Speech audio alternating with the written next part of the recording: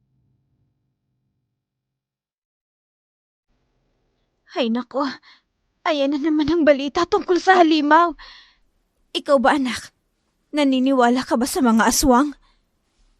Hoy, anak! Kinakausap kita. Bakit parang namumutla ka dyan? May masakit ba sa'yo? Wala ho, inay. Sabi ko, ikaw ba kako ay naniniwala sa mga aswang? Siguro. Ewan. Baka meron po talaga. Bakit parang kinakabahan ka? Aminin mo nga sa akin. Ang alin ho, inay? Kung nakakita ka na ba ng aswang? Hindi pa po.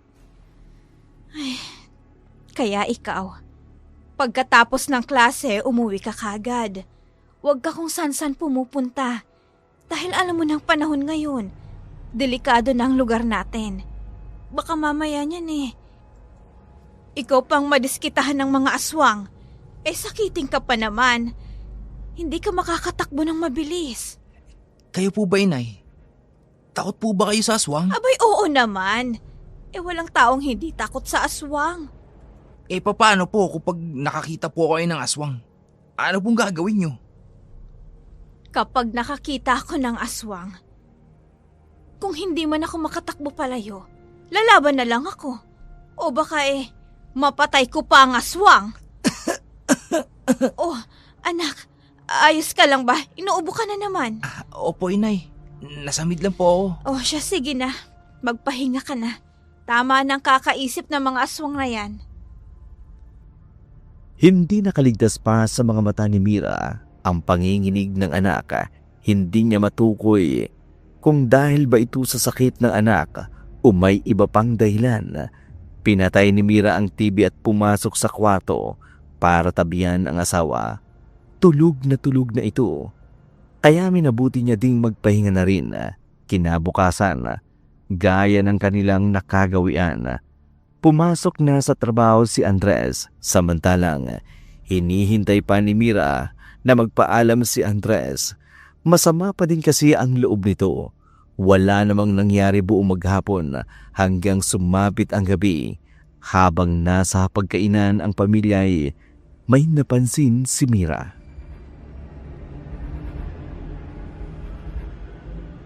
Romel, hindi mo na naman ginalaw ang pagkain mo.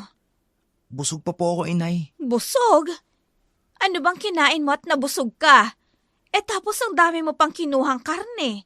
Nagdadahit lang po ako, inay. Ay nako, hindi solusyon ng karne sa pagdadayat, anak. Isa pa, nakakasama yan sa kalusugan mo. Oh, heto kanin. Kumain ka. Ayan ang kainin mo, tsaka itong gulay. Huwag puro karne. Busog nga po kasi ako, inay. Hindi nga pwede, anak. Kailangan mong kumain. Dahil iinom ka pa ng mga gamot mo. Oh, alam mo bang yung katigasan ng ulo mo ang nagpapahamak sa'yo? Inay, ayoko nga pong kumain ng kanin. Hindi nga pwede, anak. Gusto mo bang gumaling? Opo. Di kung ganun, kumain ka ng gulay at saka ng kanin. Para bumalik ang lakas mo. Si nanay naman ang kulit. Ay nako, diet ka pa Napapansin ko ang lumalaki ka na. Paningin nyo lang po yan, inay. Tigilan mo ako, Romel. At hindi ako bulag. Imbis na mga yayat ka sa sakit mo parang nadadagdagan pa ang timbang mo. Alam nyo po, inay, masyado lang po kayong stress nitong huli. Kaya ang hindi mo po nakikita, yun po yung napapansin mo. Ganito po ako kalaki noon pa man, inay. Ay, sige na. Kumain ka na lang. O ikaw naman, Andres.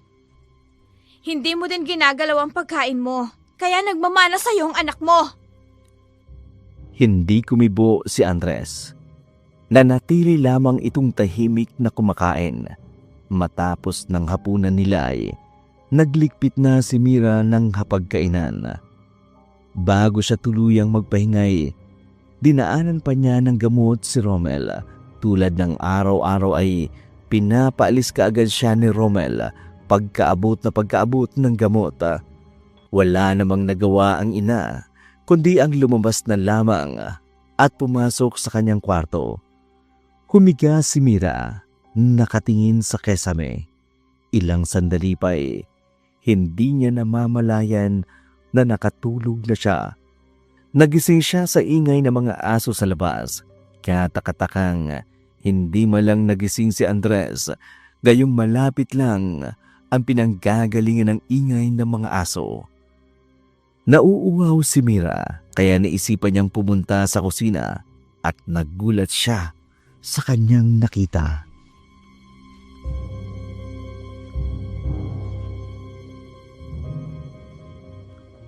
Romel, Nay, bakit gising ka pa? At saka, bakit nakapatay ang ilaw? Ano yan? Karne? wala po ito, Inay. Naku, huwag mo nga akong pinaglololoko Alam kong may tinatago ka sa likod mo. Sige na, ipakita mo sa akin yan. Ano po kasi, Inay? Karni po. Sabi ko na nga be. Nagugutom po kasi ako, Inay. Kaya kinuha ko po tong hilaw na karne para lutuin. Magluluto ka ng nakapatay ang ilaw? Sisindihan ko naman po yan, Nay. Kukunin ko lang po tong karne sa ref. 12:00 na, nagugutom ka pa din. Di ba sinabi mo sa akin na kumain ka na ng kanin kanina? Busog po ako kanina, Inay. Ngayon po, nagising po ako na kumukulo po yung tiyan ko. Paano kang mabubusog niyan? Puros karne lang ang laman ng tiyan mo. Umiinom ka pa ng gamot. Kaya siguradong tutunawin lang ang kinain mong yan. Masarap po kasi itong karne, Inay. Ay nako, ikaw na bata ka. Kung ano-ano na lang ang naiisipan mong gawin. Pasensya na po, Inay. Hindi na po mauulit. Nagugutom lang po kasi talaga ako ngayon . O siya, sige na. Ako na magluluto. Ano bang gusto mo? Prito na lang po. Maraming mantika yan. Hindi nakakabuti sa katawan mo. Magluluto na lang ako ng sinabawan na karneng baboy. Lalagyan ko ng sibuyas, pechay. Igisa ko na din sa bawang. Wag! Aray! Sorry po, Inay. Aray, ano ba? Bakit mo ba biniglang agawin tong karne, anak? At saka, ang talas ng kuko mo. Nay, hindi naman po matalas yung kuko ko. Anong hindi? Tingnan mo nga ang kamay ko, nagkasugat pa. Pasensya na po, Inay. Hindi ko po sinasadya. Hindi po kasi ako mahilig sa sabaw . Sige na, Inay. Gusto ko po yung piniritong karning baboy. Ay nako, umiral na naman yung pagkabata mo. O sige na, ihahatid ko na lang sa kwarto mo kapag natapos ako. Yung sugat nyo nga po pala, Inay. Gamutin niyo po agad. Nagpapasalamat naman si Romel sa ina. Saka ito nagbadaling pumasok sa kwarto. Habang nagsisimula na si Mira na magluto ng gusto ng kanyang anak, maraming tumatakbo sa kanyang isipan at mga tanong sa mga napapansin sa kanyang anak. Ngunit wala naman siyang mapagsabihan ng problema. Muli niyang tiningnan ang sugat sa kanyang kamay. Maliit lang siya pero parang kalmot. Katakataka kung saan nanggaling ang gayon.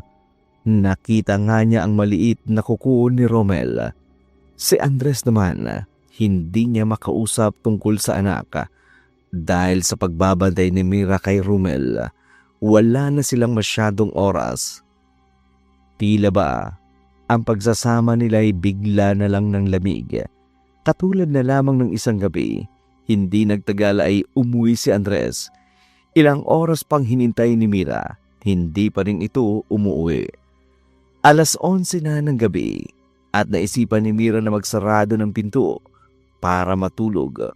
Ngunit narinig niya ang motorsiklo ni Andres kaya agad niyang binuksan ang pintuan. Nakita niyang bumaba ito sa motor at iika-ikang naglakad na tila balasing hawak ang kanyang braso.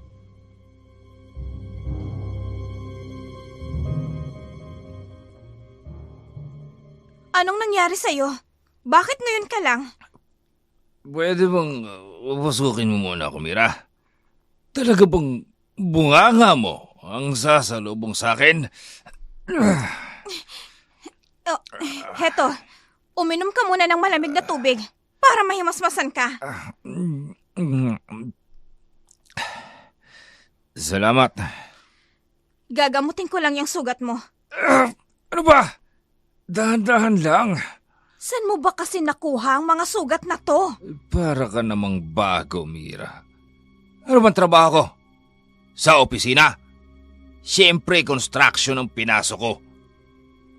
Wala naman akong sinabing... Ano ba yan, Mira? Wala ba talagang araw na mananahimik ka muna? Tinatanong ko lang kung saan ka galing. 11:00 na ng gabi at nagpakalasing ka pa talaga? Nagtatrabaho ako. Kaya ako nasusugatan eh. Naglalasing ako. Dahil niyaya ako ng katrabaho ko sa inuman. Ayun. Pwede ka naman palang sumagot ng maayos. Kailangan mo pa talagang taasan ng boses? Ewan ko sa'yo. Nabibwisit ako sa tuwing sinasalubong mo ko ng sermon. Hindi naman ako magsisermon kung tutulungan mo ako sa anak natin. Bakit? Ano bang ginagawa mo sa bahay? Nagtatrabaho ako sa labas. Ikaw ang naiiwan dito. Kaya responsibilidad mo na alagaan ang anak natin. Parang ang ibang inaatupag mo eh. At hindi na trabaho. Isipin mo ang gusto mong isipin. Puro ka na lang duda. Wala ka na ba talaga ginawa? Kundi ang sisihin ako sa lahat dyan. Ha? Diyan ka na nga. Magpapahinga na ako dahil maaga pa ako bukas. Anong oras ka halis bukas? 6:00. Ano? 6:00? Hindi ka naman siguro bingi, ano? Bakit sobrang aga naman yata? Kailangan naping matapos yung sa may labasan kasi tagulan na. Hindi naman magtatrabaho sa labas dahil wala namang bubong doon. Pero Andres, 9:00 pa ang pasok nyo, di ba? Pwede bang huwag ka ng tanong, Mira, ha? Alalahanin mo, ang laki ng perang inutang ko sa amo ko, ha? Kaya kailangan ko mag-overtime para kahit paano may matira pa sa sahod ko. Baka kung wala akong maibot sa'yo, sasalubungin mo na naman ako ng sermon. Napaupo si Mira, hawak-hawak ang kanyang puso at huminga ng malalim. Alam niyang may mali. Hindi ganon ang nakilala niyang Andres. Nakikita niya sa pagbabago ng ugali nito at halos ipagtabuyan na siya. Hindi siya uupo sa isang tabi at maghihintay na lang na bumalik ang dati. Kaya naman, kinaumagahan, naisipan niya itong sundan sa trabaho. Hindi pa siya nakapupunta sa trabaho. Kaya noong sumakay siya ng motorsiklo pinasundan niya si Andres. Sinakto niyang huminto sa malayo ng site. Nakapasok na si Romel sa site, samantala nagdadalawang isip siya kung susundan niya ito sa loob hanggang sa naglakas ng loob na siya. Tahimik sa loob pero hindi alam ni Mira. Ang ibang nagtatrabaho doon ay nagpapahinga.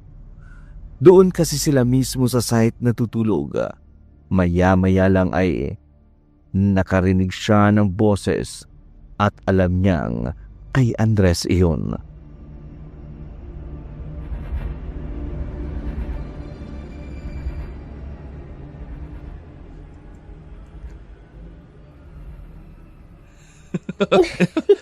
Nakakakiliti. Baka mamaya niyan, magising pa mga katrabaho ko. Hayaan mo sila. Namiss na kiti. Kagabi nga lang magkasama tayo Tapos mamimiss mo ko agad. Minuto kitang namimiss.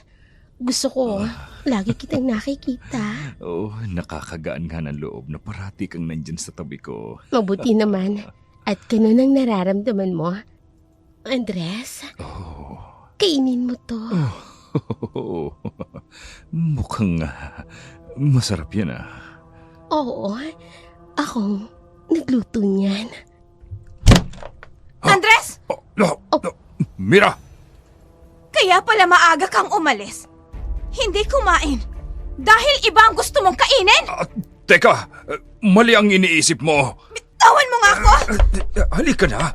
Umuwi na tayo. Bitawan mo Sa ako. bahay na tayo mag-usap. Huwag kang mag-skandalo rito. Baka magising mga katrabaho ko. Nakakahiya. Nahihiya ka! Nahihiya ka sa kababuyan na ginagawa nyo! Mas maigi nga na marinig nila! Huwag mo nga ako hawakan! Tumabi ka dyan! Ah! So, ikaw palang kabit ng asawa ko? Anong klaseng linta ka? At kung makakabit sa asawa ko, ha? Mira, ano ba? Nakakahiya. Ang dami nang nakikiusyoso. Ano ba? Ano ba sinabi ng bitawan mo ako? Ano? Bakit hindi ka makapagsalita, ha? Hindi mo ba alam na may asawa na ang lalaking ito? At talagang sa trabaho pa kayo naglalampungan? Teka lang. Ako lang naman ang amo ni Andres. Kaya wala kang karapatan na pagsalitaan ako ng ganyan. So ikaw pala ang amo ng asawa ko na inutangan niya ng pera. Bakit? Magkano mo ba nabili ang asawa ko? At halos wala na siyang oras sa pamilya ko. Alam mo, pwede kitang ipakulong sa mga sinasabi mo. Wala kang ebidensya. Sapat lang narinig ko. At hindi ko na kailangan pa ng kahit anong ebidensya. Pwede ba? Huwag kang mag-iskandalo rito. Nahihiya ka bang marinig ng mga tauhan mo? Na hindi lang trabaho sa construction ang inaatupag mo, kundi trabaho bilang asawa. Tumahimik ka na. Hindi magandang tingnan sa isang babae na sumusugod na lang basta-basta. Hindi ako tatahimik! Dapat lang na malaman ng ibang tao kung gaano ka kalande para agawin ang asawa ko. Baka ayaw ng asawa mo sa babaeng iskandalosa. Kaya naghanap siya ng iba. O ano? Ha? Natahimik ka? Baka ayaw sa'yo ni Andres at sa akin niya nahanap ang trabaho bilang asawa. Kaya pwede ba? Bago ka susugod dito, alamin mo muna kung ano ang totoong nararamdaman ni Andres para sa akin. Ang kapal naman ng mukha mong babae ka. Kabit ka lang. Tandaan mo yan. Kayo! Makinig kayong lahat. Ang babaeng ito ay kinabit ang asawa ko. Umalis ka na rito. Kung hindi, tatawag ako ng pulis. Sige, tumawag ka ng polis. Akala mo ba matatakot ako? Hindi porket mayaman ka at kaya mo nang bilhin ng korte? Papabor sa akin ang batas dahil kerida ka lang. Anong sabi mo? Ano ba? Bitawan mong buko. Pawiin mo ang sinabi mo. Pawiin mo ang sinabi mo! Hindi ko babawiin dahil totoong kabit ka! Marami ang nakiusisa at marami din ang umawat ng suguri naman ni Mira si Leia. Sobrang nakahihiya ang iskandalo na yun. Lumabas si Mira sa side. Nakita ang motor ni Andres. Nagulat siya dahil may gasgas ang mga ito. Ito ang unang pagkakataon na may gasgas ang kanilang motor at hindi lang basta gasgas. Dahil parang kinalmot siya ng matalas na kuko. Gusto sanang sirain ang motor pero pinigilan niya ang sarili niya at umalis na lamang ng site. Pagdating niya sa bahay, hinanap niya agad si Romel, ngunit hindi na ito nakita. Nasa loob pala ito ng kwarto at hindi pa ito lumalabas simula nang umalis siya. Nabalitaan niyang muli ang aswang na umatake sa mga hayop at mga batang nawawala. Lumipas ang buong araw. Nang masama pa rin ang loob ni Mira sa asawa, kinuha niya ang mga gamit ni Andres. Saktong narinig niya ang motorsiklo nito.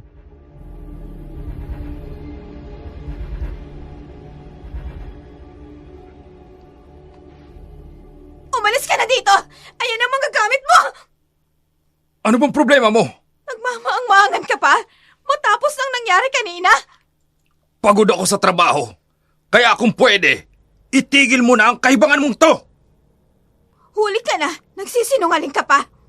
Ikaw pang may ganang magalit? Napakawalang hiya mo! Yan! Dahil sa kabubunganga mo sa akin, nawala na ako ng gana! Wala na akong nagawang tama para sa'yo! Kung naging mabuti ka lang na ama sa anak natin, hindi ako magbubunga nga sa'yo! Ano ba sa tingin mo, Mira, ha?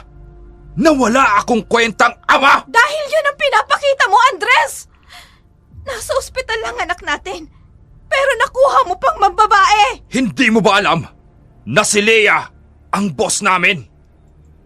At kaya niya akong ipatanggal sa trabaho Dahil sa ginawa mong pag-iiskandalo kanina. Nakakahiya! Bakit ako mahihiya? Ako ang asawa mo, Andres. At kabit lang siya.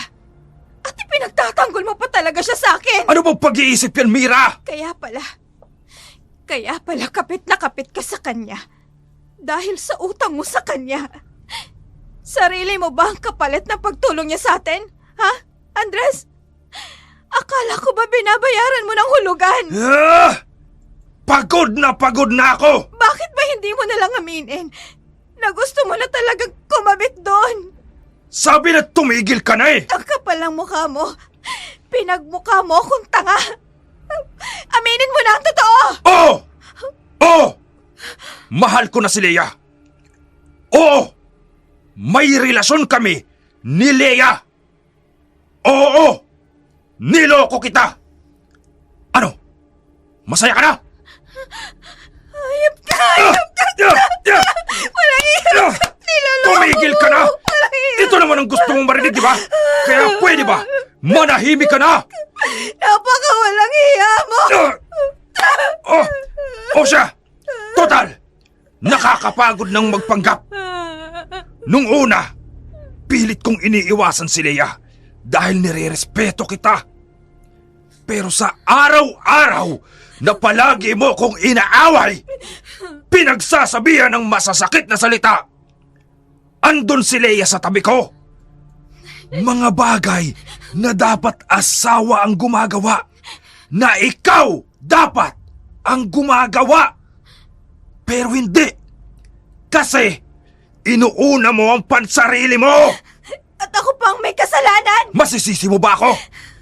Kung hindi ko mahanap sa'yo ang pag-aaruga ng asawa at nahanap ko sa iba, tigilan mo na si Leia. Wala siyang kasalanan dito. At ginusto ko na may mamagitan sa amin. Napakahayop mo! Oo! Hayop na kung hayop! Ganyan kaliit ang tingin mo sa akin, Mira. Pinapalayas mo naman ako. Ang mabuti pa, maghiwalay na tayo. Andres! Bakit ba? Andres! Ikaw naman ang may gusto nito, di ba, Mira? Lahat ng ginagawa mo para layuan kita. Ikaw ang nagtulak sa akin palayo sa'yo. Saan ka pupunta? Pupuntahan mo ang kabit mo, ha? Magsasama na kayo! Wala ka nang pakialam kung saan ako pupunta. Mas mabuti pang maghiwalay na lang tayo. Hindi mo to magagawa sa akin, Andres. May anak tayo. Isipin mo ang sarili mo. Ang mga pagkukulang mo bilang asawa bago mo ko husgahan. Pagsisisihan mo to, Andres. Sinusumpa ko. Hindi kayo magiging masaya. Naupo si Mira habang umiiyak. Pinalayas niya si Andres. Kani-kanina lang, pero hindi ibig sabihin nun itutuloy nito ang gusto niyang ipaglaban siya nito. Ngunit mas pinili ni Andres si Leia. Lumabas si Romel sa kanyang kwarto dahil tahimik pala siyang nakikinig. Niyakap niya ang kanyang ina na ngayon ay walang tigil sa kaiiyak. Lumipas ang mga araw. Simula nang umalis si Andres sa kanilang bahay. Pero masakit pa rin kay Mira ang paglayo ng asawa. Gusto niya itong bawiin pero naghahanap siya ng tiyempo. Naaawa din siya.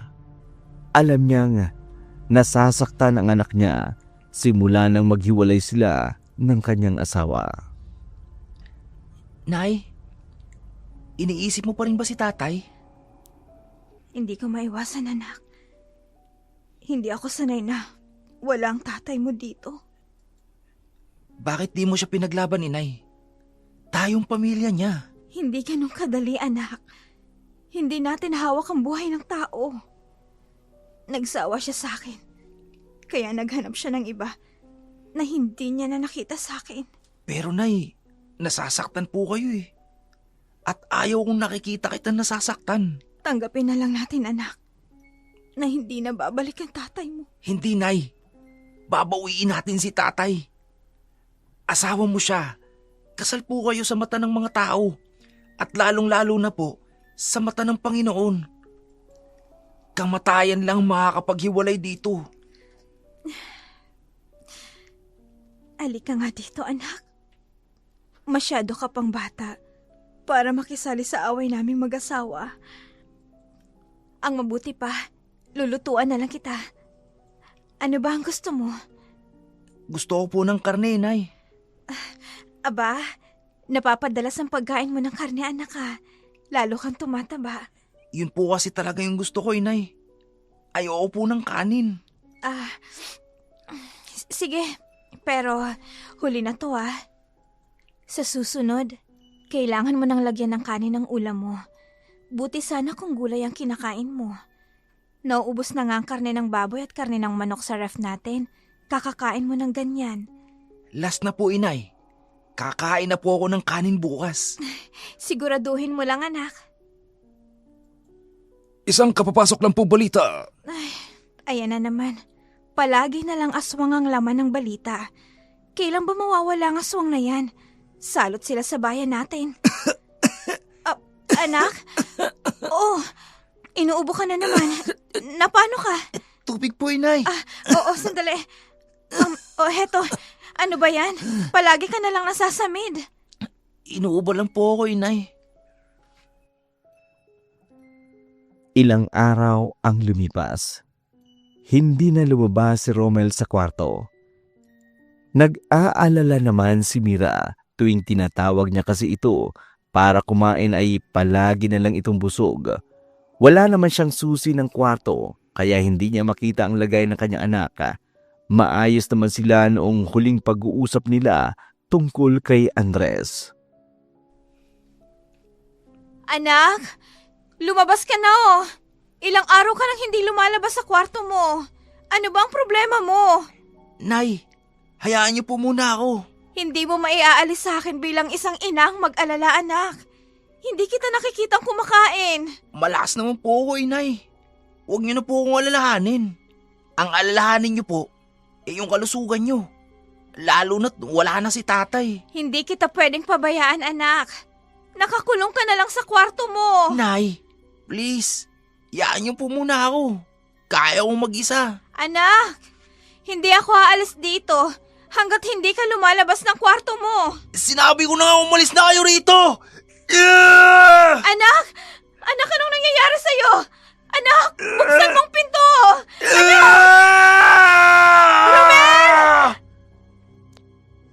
Bigo pa din si Mira marahil hindi siya pinagbubusan ng pinto ni Romel. Ang mga tunog na kanyang naririnig ay kakaiba. Hindi pang karaniwan. Nakatatakot. Lalo na't ang isipin tungkol sa kanyang anak. Pero ang katotohanan na hindi niya ito nakakausap ng maayos ay nagsisilbing pangamba ni Mira. Buo na ang kanyang desisyon na kausapin si Leia. Sobrang depressed na kung paano niya mapapakain si Romel at alam niyang kay Andres ay makikinig ito. Nagpunta si Mira sa bahay ni Leia. Hinintay niya itong makalabas. Sakto namang nagbukas ito ng gate para ilabas ang kanyang kotse. Hindi nagdalawang isip si Mira. Agad siyang lumapit doon para naman kausapin. Anong ginagawa mo dito? Leia, Tumayo ka. Bakit ka lumuluhod sa harapan ko? nakikiusap ako sa'yo. Kakalimutan ko ang lahat ng pagkakamali niyo ng asawa ko. Pakiusap. Ibalik mo lang siya sa akin. Di ba ikaw ang nagpalaya sa kanya? Bakit ngayon hahanapin mo pa ang asawa mo? Nadala lang ako ng galit ko. Pero hindi ko kayang masira ang pamilya namin. Leia, dalaga ka pa. May panahon pa para magbago. Makakahanap ka ng lalaking walang sabit na magmamahal sa'yo. Hindi ka na mahal ni Andres. At kahit anong gawin mo, hindi na siya babalik sa'yo. Leia, may anak kami.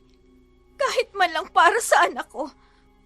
Maawa ka naman sa amin. Maawa? Nung panahon pa na iniwan mo ko at nangako kang babalik, naawa ka ba sa akin? Ano? Nagmakaawa ako sa'yo na balikan mo ko sa ampunan. Pero ilang araw, linggo, buwan at taon, hindi mo ko binalikan. Tapos ngayon magmamakaawa kang ibalik ko ang asawa mo. Di kita maintindihan. Hindi mo ba ako nakikilala? Ate! Ako lang naman si Leia na iniwan mo sa ampunan. 20 taon nang nakakaraan. Leia, ikaw ba yan? Hindi kita nakilala. Paano mo nga ba ako makikilala? Ilang taong kang nawala. Kinupkup ako ng mayayamang tao. Hindi mo alam ang hirap na dinanas ko bago ako naging ganito kayaman. Leia, patawarin mo ako. Hinanap kita. Binalikan kita, pero hindi na kita nakita pa doon. Sinungaling! Ilang taon ako naghintay sa'yo. So, linano mo ba ang lahat ng to? Oo, tama ka. Dahil hindi mo ako binalikan, ako ang naghanap sa'yo. Parte ng plano ko ang lahat. Ang mapasakin ng asawa mo para maramdaman mo ang sakit. Para magmakaawa ka lang na balikan. Ano? Masakit ba? Leia, hindi rason ang pag-iwan ko sa'yo para lang sirain mo ang buhay naming pamilya. Wala akong pakialam. Hindi ka pwedeng maging masaya.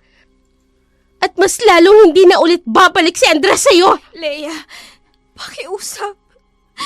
Alang-alang sa anak ko na pamangkin mo. Ibalik mo na sa akin si Andres. Pangako, babayaran ko ang utang niya sa'yo. Huhulug-hulugan ko. At kakalimutan ko ang lahat ng nangyari sa inyo. Leia, nagmamakaawa ko. Magsimula tayong muli. Iwan mo ko. Pasensya ka na. Pero mahal ko si Andres. At mahal niya ako. Kaya hanggang kamatayan, ipaglalaban ko siya. Naiwang tulala si Mira, naglalakad na parang nabagsakan ng langit at ng lupa. Lahat ng kanyang naririnig hindi pumapasok sa kanyang isip. Pilit man niyang nilalabanan ang luha niya, pero patuloy lang ito sa pagpataka. Hindi niya namamalayan na nakarating na siya sa kanilang bahay. Sinalubong na lamang siya ni Romel at niyakap ng mahigpit.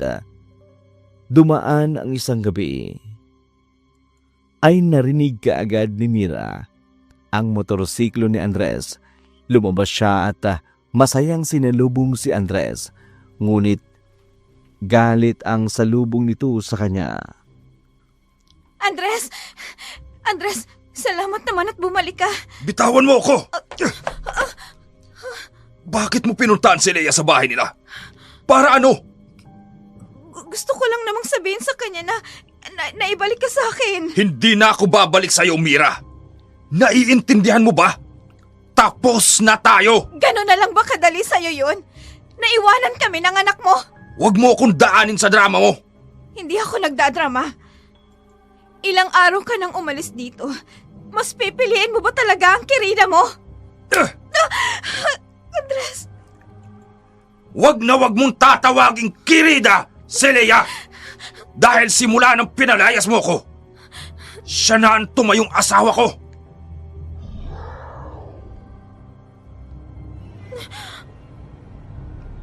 Ano yun? Hindi ko alam. Andres, natatakot ako. Pumasok ka na sa loob. Aalis na ako.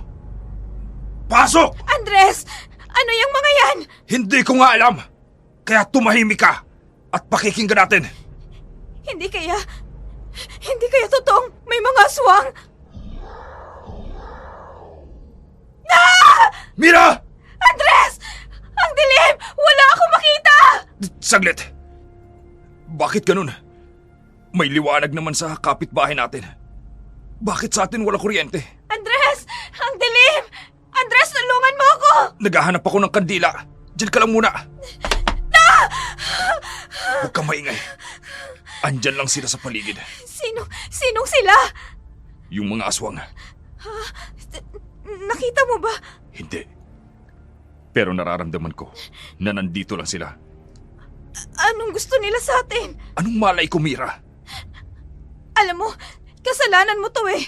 Sigurado ako, galit ang mga aswang sa mga sinungaling at manloloko na katulad mo. Bakit napunta na naman sa akin ang usapan tungkol sa mga aswang? Dapat ikaw ang lapain ng mga aswang dahil napakababaero mo.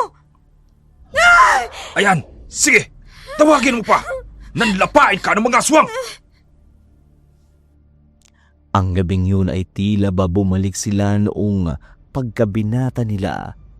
Noong mga panahong nililigawan pa lamang ni Andres si Mira. Pero alam nilang hindi na pwede. Hindi na tulad ng dati ang pagsasama nila. Nagpalipas na lamang ng gabi si Andres sa bahay ni Mira. Sa sala natulog si Andres dahil alam niyang hindi naman sila magkakasundong dalawa. Kinabukasan, hindi na naabutan pa ni Mira si Andres. Baka sa mukha niya ang pagkalungkot. Akala niya sa nangyari noong gabi, babalik na sila sa dati. Pero hindi yun ang inaasahan ni Mira. Lumipas pa ang mga araw. Kumayod si Mira. Naglabada siya sa mga kapitbahay para lang may kainin. Isang gabi, hinanap ni Mira si Romel dahil wala ito sa kwarto niya. Romel? Romel, nasan ka? Nasaan na kayang batang yun? Naku, baka lumabas na yan. Baka kung ano pa ang mangyari sa kanya, hahanapin ko na lang siya sa labas. Miss? Miss, anong nangyayari? Bakit kayo tumatakbo? May halimaw! May halimaw! Kung ako sa'yo, iligtas mo na yung sarili mo. Hindi ka sasantuhin ng aswang. Sige na po, takbo na! Ha? Teka, pero hinahanap ko ang anak ko. Bahala ka! Basta ililigtas ko ang sarili ko! Diyos ko. Romel! Romel, anak! Nasaan ka ba? Romel, anak ko! Tulong! May aswang! Diyos ko! Aswang! Ha? Mabuti na lang at nakatakbo pa kami doon. Dahil kung hindi, maabutan pa kami. Paano ng anak ko? Diyos ko, Panginoon ko. Sana, huwag niyo pong pababayaan ang anak ko. Ilayo niyo po siya sa mga aswang. Siya na lang ang natitira kong pamilya. Umingay ang kanilang lugar. Kanya-kanyang tago ang mga tao dahil sa takot habang si Mira na may isinarado ang pintuan. Alalang-alala siya sa anak na si Romel. Sinusubukan niyang tingnan uli ang kwarto, ngunit wala ito sa loob. Nagbabaka sakali siyang baka nasa kwarto nila ni Andres, pero wala ito doon. Wala pa ding hinto ang sigaw at takbuhan sa labas. May narinig din siyang sirena ng mga pulis at sa pagkakataon na yun, alam niyang tinutugis na siya ng mga pulis at ang aswang. Samantala, sa bahay naman ni Leia, puno ng mapusok na pagmamahal na tila ba'y mga dalaga at binata ang dalawa. Namalagi si Andres sa piling ni Leia at nalaman niya ang tunay na pagkatao nito tungkol sa relasyon nila ni Mira. Hindi ko akalain. Nakapatid mo pala si Mira.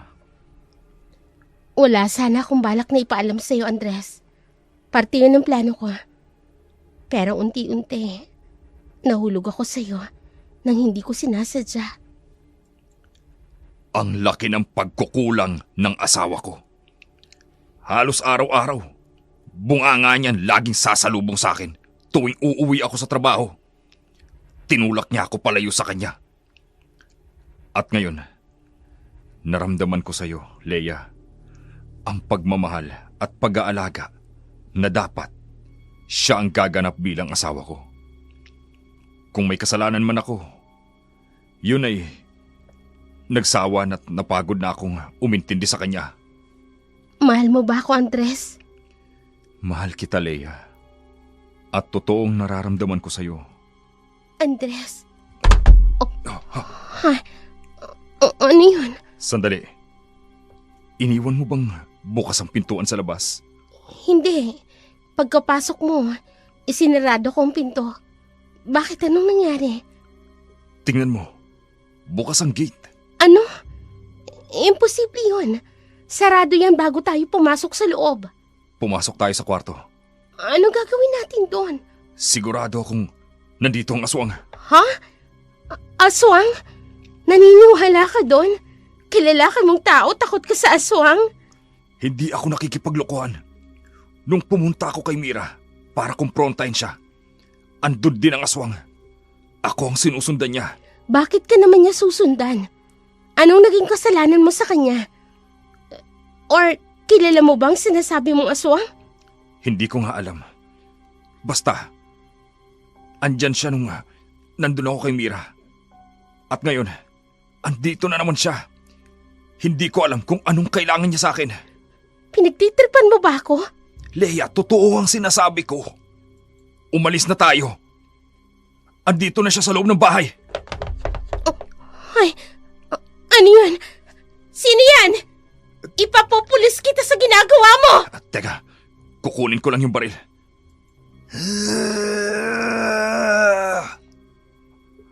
Anong kailangan mo sa amin?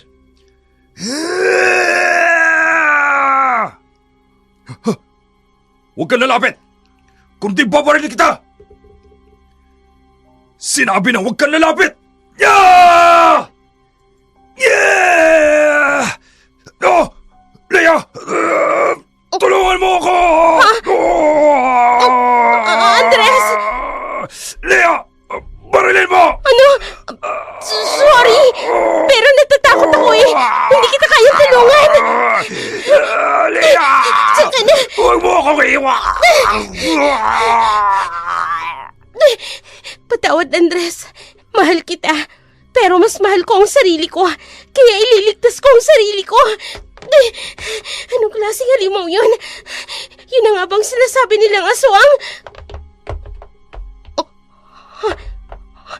Ano yun? Hindi kaya... Nasundan niya ako. Teka, nasaan ang susi ng kotse ko? Naiwan pa yata sa bahay. Hindi ako pwedeng umuwi.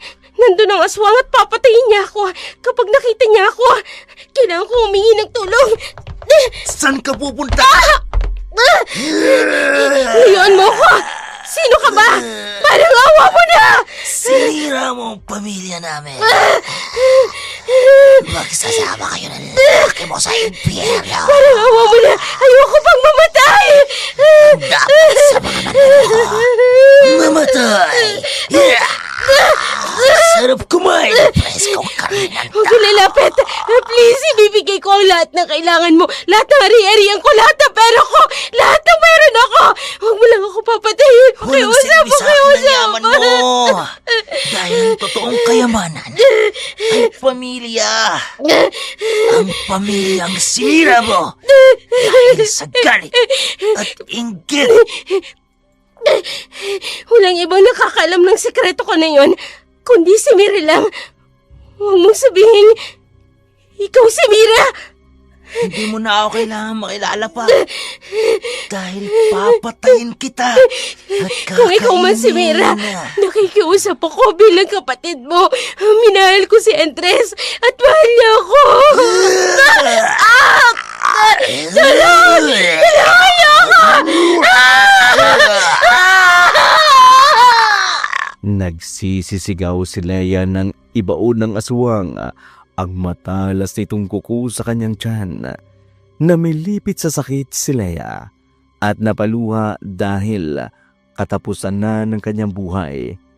Muling umungol ang aswang kasabay ng pag-alulong ng mga aso.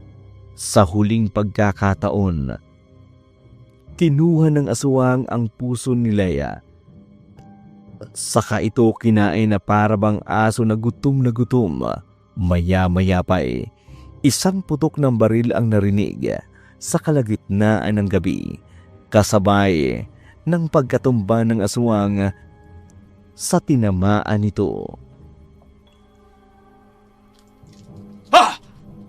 Nadali din ka ng aswang ka! Akala mo, makakatakas ka? Salot ka sa bayan namin! Nako, makakatakas pa yata yung aswang! Niyan! Akala ko, mahuli ko ng aswang at magiging bayani ako dahil doon. Sayang, pusit na aswang yun. Ang bilis! Yari ka talaga sa akin pag nag-cross uli ang landas natin! Mukhang patay na tong biktima ng aswang. Hindi ko man lang naisalba. Tatawag na lang ako sa headquarters ng mga pulis. magkaka-award din ako. Best tanod na nakahuli sa aswang. Nagsidatingan ang mga pulis at inimbestigahan ang nangyari. Sinabi naman ng tanod ang kanyang nakita kung saan patungo ang aswang. Hindi na hinabol pa ng mga pulis dahil nawala na ang dugo nito na siyang sinusundan nila. Dinala nila ang bangkay sa morgue at napag-alaman nila na may bangkay pa sa bahay ni Leia. Yun ay walang iba kundi si Andres. Samantala, sa bahay naman ni Mira, nag-aalala siya para sa kanyang anak. Hindi dahil hindi pa ito umuwi at alanganin na ang gabi. Nabuhayan siya ng loob nang sunod-sunod ang naririnig niyang katok sa pintuan. Dali-dali niyang binuksan ang pinto at tumambad sa kanya ang duguang si Romel. Nay! Romel? Anak? Diyos ko! Anong nangyari sa'yo, anak? Bakit may tama ka ng bala? Nay! Batuwarin mo ko. Teka, sandali, anak. Dadalhin kita sa ospital. Anak! Hindi na ho, Nay. Hindi na po ako tatagal. Ano bang sinasabi mo dyan, Romel? Dadalhin kita sa ospital. Delikadong maubusan ka ng dugo. Teka. Bakit hindi kulay pulang dugo mo, anak? Bakit kulay itim ito? Ano ba to? Nay, Romel. tuwarin niyo po ako sa nagawa ko kasalanan, Nay. Anak, hindi kita maintindihan. Ano bang ibig mong sabihin? Wala na po si tatay. Inay, pinatay ko po siya. At ang kabit niya. Romel, ano bang sinasabi mo? Nay, masakit sa akin makikita kitang nahihirapan at nasasaktan. Ayoko silang makitang masaya habang ikaw nagdurusa. Bakit mo ginawa yun, anak? Hindi tayo mayaman. Pero hindi kita pinalaking mamamatay tao. Nay, kinain ko po yung mga puso nila. Ang mga laman loob nila. Ano? Romel, ano bang pinagsasasabi mo, anak? Isa po akong infected na aswang. Nahawa ako nung kaklase ko na aswang. Ano? Hindi. Hindi totoo yan, anak. Hindi ka aswang. Nay, totoo sinasabi ko, Inay. Pero hindi ako kumukuha ng mga batang nawawala. Marami kami. Hindi ako nag-iisa. Tanging hayop lang po ang kinakain ko. Si Papa at yung kabit niya lang po yung una't huling pinatay ko at kinain ko. Diyos ko. Nay, patawad po. Romel, anak. Dapat sinabi mo sa akin ito para natulungan kita. Sino po ang kontrolin ng sarili ko, Inay? Pero, nang iwan tayo ni tatay para ipalit sa isang babae, mas lalo akong lumakas at puno ng pag-ihiganti.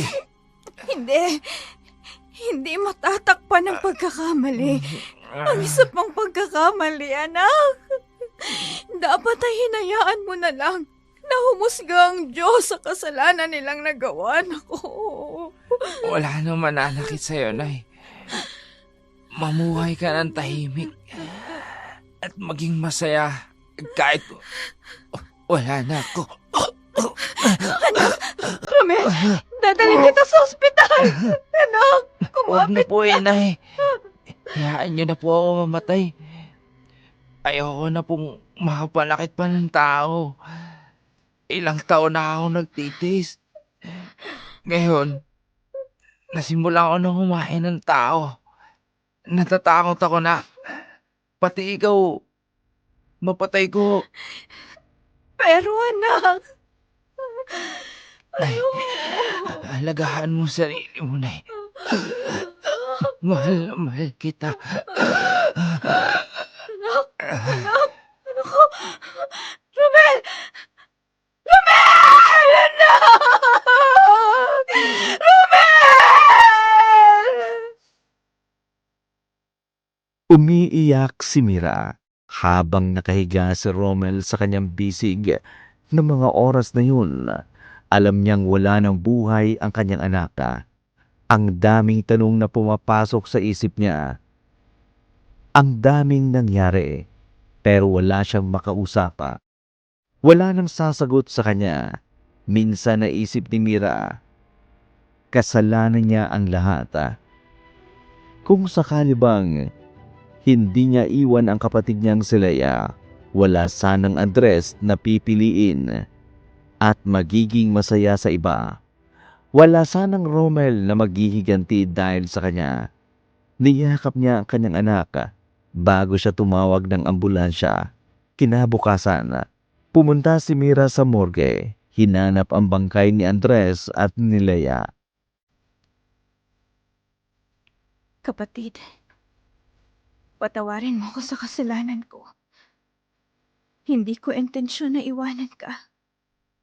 Kung kaya ko lang ibalik ang lahat, sana masaya tayong magkasama. Para sa'yo naman, Andres. Alam kong malaki ang pagkukulang ko sa'yo bilang asawa. At hindi dapat kita binigyan ng rason para maghanap ng iba. Patawarin niyo ko. Sana maging masaya kayo kung saan man kayo naroroon. At gabayan niyo ako sa bagong yugto ng aking buhay. Sana maging pamilya pa tayo sa kabilang buhay. Masakit man ang mawalan ng mahal sa buhay. Napag-alaman ni Mira na ang dating kaklase ni Rommel, ang siyang matalik niyang kaibigan, ay nag-alok sa kanya na maging isang aswang.